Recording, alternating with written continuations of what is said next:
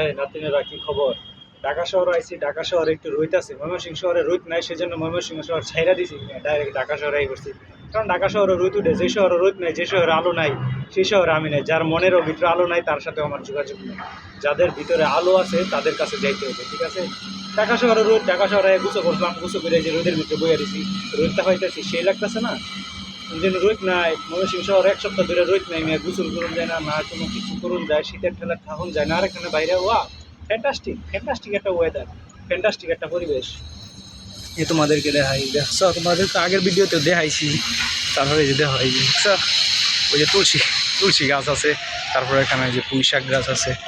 তারপরে তোমাদেরকে এইদিকে যদি আরও আসি, এদিকে দেখো কি সুন্দর একটা সাপ বাগান, কুইফা বার্ডা, দেখছো?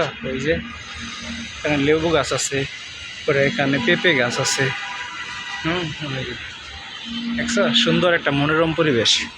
এরকম পরিবেশে বসে থাকতে থাকতে খুব ভালো লাগে না? এখানেও বসে থাকা যায়, এখানে চেয়ার আছে, না?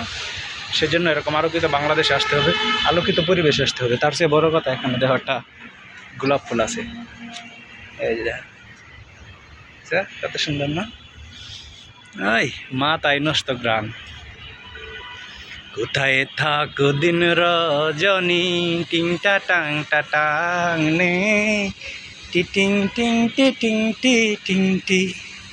এখানে যে পানি দেওয়ার জন্য বালতি আছে, এখানে যে দিয়ে পানি দেয়, এখানে যে নল দিয়ে পানি দেয়।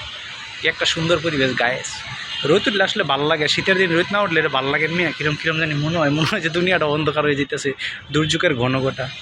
ওই পাশে কি সুন্দর একটা বিল্ডিং, সে একটা পরিবেশ। ঠিক আছে, সবাই ভালো থাকো, সুখে থাকো, আর ঢাকা শহর আইসা আইয়া গুছো করে যাও।